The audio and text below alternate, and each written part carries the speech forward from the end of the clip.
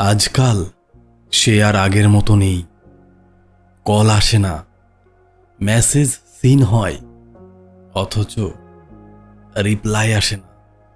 আপনি বুঝতে পারছেন না ওর ব্যস্ততা সত্যি, নাকি সে আপনাকে এড়িয়ে যাচ্ছে। আজ আপনার সাথে আমি এমন 5টি আধুনিক মাইন্ড গেম নিয়ে কথা বলবো, যে প্রিয়জন আপনাকে কল করছে না, আপনাকে ইগনোর করছে, এড়িয়ে যাচ্ছে, সে নিজেই ফোন করবে, বারবার ফোন করবে। এই ভিডিওর প্রতিটি কথা শুধু আবেগ নয়, আধুনিক সম্পর্ক মনস্তত্ত্ব এবং বাস্তব জীবনের অভিজ্ঞতার মিশেল। তাই ভিডিওটি স্কিপ না করে সম্পূর্ণ দেখার চেষ্টা করুন। যদি হাতে সময় না থাকে, যদি জানতে চান, তাহলে একটু একটু করে দেখুন, কিন্তু সম্পূর্ণ দেখুন। আরেকটি কথা, যদি আপনার সিচুয়েশনের সাথে এই ভিডিওতে বলা কথাগুলোর মিল থাকে, তাহলে আপনি এই ভিডিওর টিপসগুলো অ্যাপ্লাই করতে পারেন। তা না হলে আপনি এই ভিডিওটি স্কিপ করে যান, সময় নষ্ট করবেন না।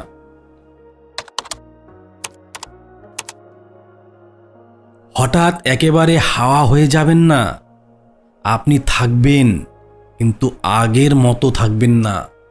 মেসেজের রিপ্লাই আপনি শর্ট ফর্মে দেওয়ার চেষ্টা করুন।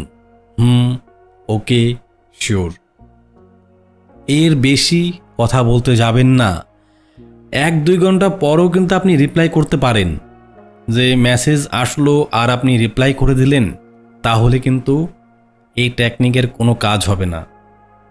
যেভাবে বলছি, আপনার সিচুয়েশনের উপর নির্ভর করে সেভাবেই করার চেষ্টা করুন, তাহলে আপনি যথাযথ রেজাল্ট পাবেন। তার স্টোরি দেখবেন, কিন্তু কোনোরূপ রিয়্যাক্ট করবেন না। এইগুলো করলে কি হবে? আপনার প্রিয়জনের মাথায় ট্রিগার হতে শুরু করবে, ওর মনটা পাল্টে গেল, আমি কাউকে হারাচ্ছি। পুরোপুরি সরে না গিয়ে একটু একটু করে হারিয়ে যান, যাতে করে তার মনের টনক নড়ে।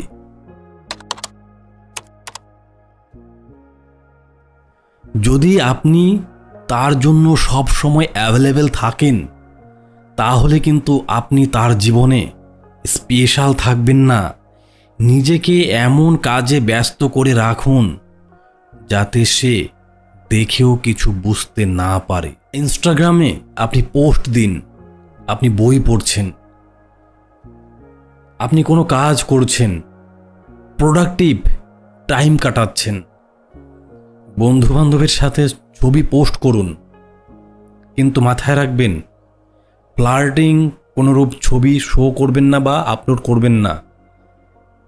ম্যাচিউরিটি দেখান আপনি। এমন থাকে না যে ফ্লার্ট লুক দিয়ে ফটো তুলে সেটাকে আপলোড করছেন, সেরকম না। আপনার যে ফটো বা আপনার যে ইমেজ আপনি আপলোড করছেন, সেই ইমেজের মধ্যে যেন আপনার ম্যাচিউরিটি শো হয়। ফ্লার্ট লুক কিন্তু যেন ভুলেও শো না হয়। মাথায় রাখবেন, যখন একজন মানুষ তার লক্ষ্য নিয়ে ব্যস্ত হয়ে যায়, তখনই অন্যান্যরা তার প্রতি আসক্ত হয়, সে আপনার প্রিয়জনই হোক না কেন।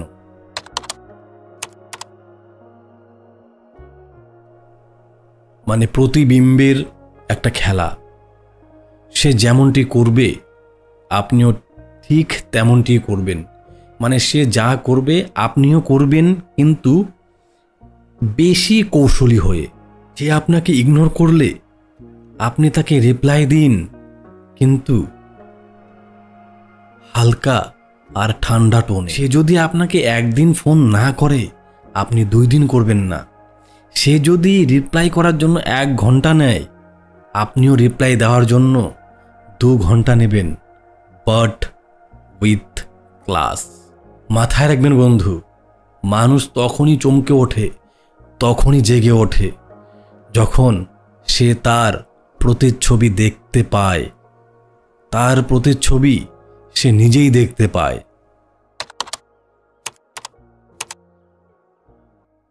একটা লাইন একটা স্ট্যাটাস, একটা ছোট্ট কথা, কিন্তু তার হৃদয় ঘায়েল। হোয়াটসঅ্যাপ স্ট্যাটাস দিন, সেখানে আপনি লিখুন, ভালোবাসা জোর করে আসে না, তাই আর টানছি না। একা থাকাই অনেক শান্তি, অপেক্ষা না থাকলে। এটা সরাসরি কিছু না বললেও তার মনের মধ্যে আগুন লাগিয়ে দেবে। আপনি কিছু বলছেন না ডিরেক্টলি, কিন্তু আপনি অনেক কিছু বলে দিয়েছেন। একটা মেসেজ না পাঠিয়ে একটা অনুভব পাঠান, যা তার বুকের মধ্যে কাঁটার মতো গেঁথে যায়। Silent switch plus self glow. আপনি এমন একটা অবস্থানে নিজেকে নিয়ে যান যেখানে সে আপনাকে আর কোনো দিন ইগনোর করতে পারবে না। জিম শুরু করুন, নতুন স্কিল শিখুন, নিজেকে গ্লো আপ করুন, মানসিকভাবে, শারীরিকভাবে আর সামাজিকভাবে। যে আপনি একসময় শুধুমাত্র ওর পেছনে ছুটেছিলেন, আজ সে আপনি ছুটছেন কিন্তু নিজের ভবিষ্যতের পেছনে, নিজের কেরিয়ারকে দাঁড় করানোর জন্য। আপনি আর এখন থেকে তার ফোনের অপেক্ষা করবেন না। আপনি এমন একটা মানুষ হবেন যার ফোন না ধরতে পারলে তার বুক ধরপর করে কেঁপে উঠবে। যে ফোনের জন্য আপনি কেঁদেছেন সেটা বাজবে, কিন্তু ডিসিশন আপনি নেবেন, ফোনটা ধরবেন কি ধরবেন না। একদিন আপনি ছিলেন তার অভ্যাস, আর আজ আপনি হবেন তার অভাব। মাথায় রাখবেন বন্ধু, ভালোবাসা তখনই ফিরে আসে যখন আপনি নিজেকে ভালোবাসতে পারবেন, তার আগে নয়। তো বন্ধু, কেমন লাগলো আজকের এই ভিডিওটি? যদি ভালো লেগে থাকে একটি লাইক করবেন। যদি মনে কোনো প্রশ্ন থাকে রিলেশন বিষয় নিয়ে, তাহলে অবশ্যই কমেন্ট করে যাবেন। আমি আপনার কমেন্টের উত্তর দেওয়ার অবশ্যই চেষ্টা করব ভিডিওর মাধ্যমে। যদি পরবর্তী সময়ে এরকম রিলেশন সহায়ক ভিডিও চান, তাহলে অবশ্যই চ্যানেলটি সাবস্ক্রাইব করে রাখবেন। আর যদি এই ভিডিওটি আপনার কোনো বন্ধু মহলে বা আপনার পরিচিত কোনো ব্যক্তির প্রয়োজন হয়, তাকে অবশ্যই শেয়ার করবেন। ভালো থাকবেন, নিজেকে ব্যস্ত রাখবেন, নিজের খেয়াল রাখবেন। নমস্কার।